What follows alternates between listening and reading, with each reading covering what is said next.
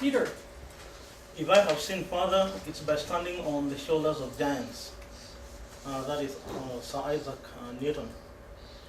Each and every one of you here has been a giant for me because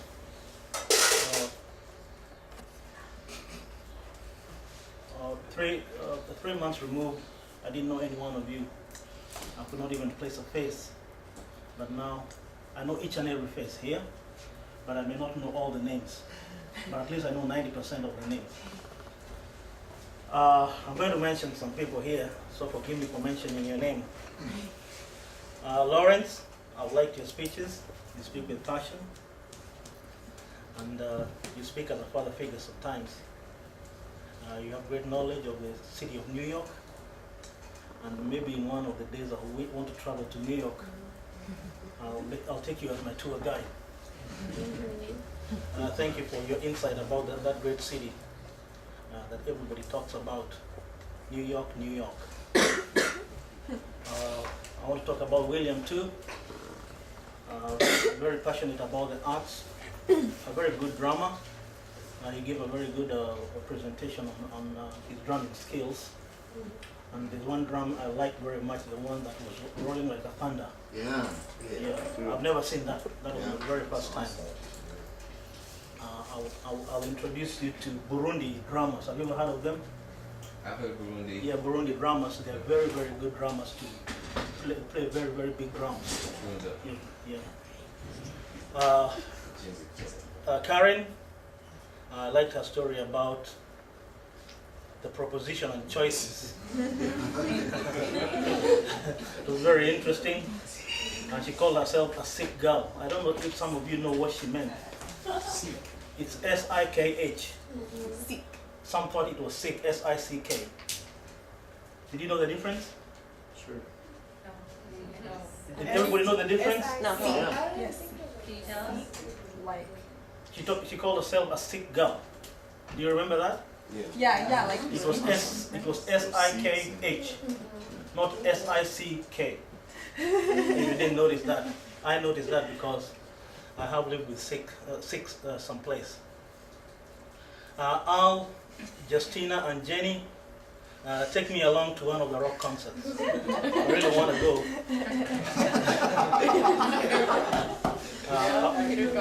I'll put a rock concert in one of my bucket lists. It's one of my bucket list. Mick and Lisette, they made a very good story about how they moved to Washington. It's always not very easy moving from your comfort zone, and I kind of related to their story because as I stand here, I'm also a transplant from another country, another culture. But I believe that is the intrepid soul that tells yourself, let me move to a better place. Danita and Nikki, they talked about the loss of loved ones. This is something also that you can relate if you have lost somebody that you really love and somebody very close to you. I've lost two brothers, one back in Africa in 1997 and one here in Washington in 2007, and he was laid to rest just across the road. I also liked about Adrian's tattoos. For him, he scored very high marks because his visuals were live visuals, what you can see. I also liked my teammates. That's Galena and Jalen. Somehow fate brought us, the three of us, together. People who speak with a funny accent. It's just funny, but not a bad accent. I also like Dr. Phil. He's been very instrumental in my walk through this class. At first, when I started this class, I told myself, well, the very first day I came here, and when I saw what I had signed myself up for, I started thinking, can I not just drop out of the class and maybe I'll get my full refund?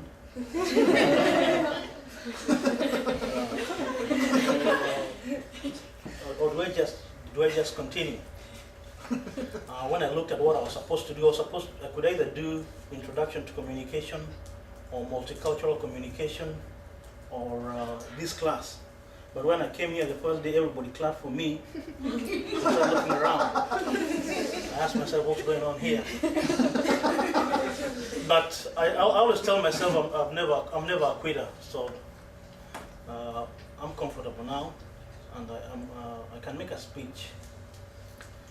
I've been telling myself that what I've learned in the last 3 months can help me make an impromptu speech in a kindergarten graduation, or even called to. I don't know if some of you know what this flag is for. No. United Nations? Yeah, these are flag of the United Nations. Every now and then they have very big meetings there, and people are called upon to make addresses. It should be the biggest forum that you can make a speech. It's the biggest forum in the world that you can be called upon to make a speech. So if I was called to make a presentation at the United Nations, I'd be very comfortable. I know where to start. I know I'm going to have my memorized introduction. I'm going to have a grabber. I'm going to have a body. And I'm going to make a conclusion and a clincher. That is something that I can do. Besides knowing each and every one of you, for which I'm very happy, if I did not mention your name, at least there's something I've taken from you. So, will you let me keep it? Yeah, you're going to allow me because I've already taken it. So, the next thing, I'm going to show you my portfolio. So, this is the culmination of my 3 months here in this class. It's divided into eight parts. There's the first part, which is the very first speech that I made, which was an ode to my mother, whom I think about a lot every now and then, even though she might be traveling to the US in the next 1 month or so. I talked about her, and then, well, it was an eye-opener because in this speech somehow I made only one arm. There's only one. But as the speeches progressed, the arms became more and more and more. Instead of moving the other way around. I thought I should have had about 10 here, and then as the speech progressed, I should have only one or none. But it's funny, it was only one. I don't know if Dr. Phil must have omitted others, but it's only one. I should have kept up with this. And then in the next speech, I talked about origami art.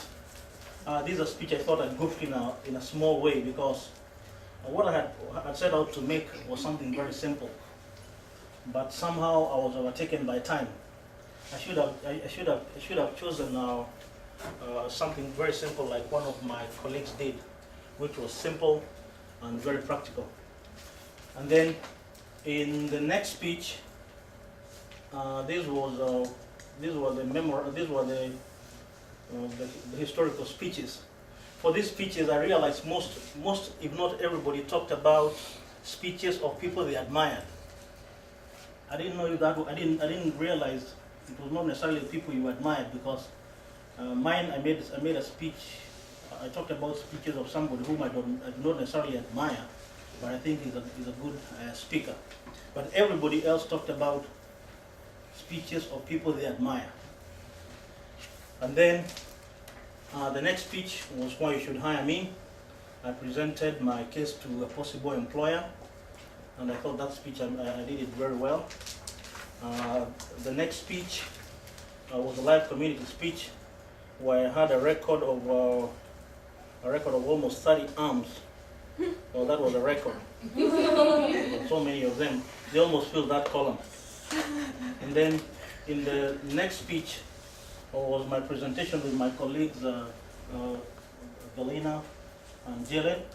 That was a very good speech. I talked about my country. There are very few arms.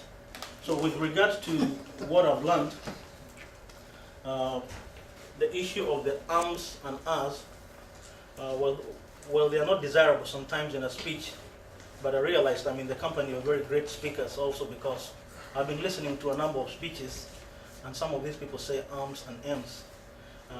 the president is one of them. Yeah, Talks yeah. about arms all the time.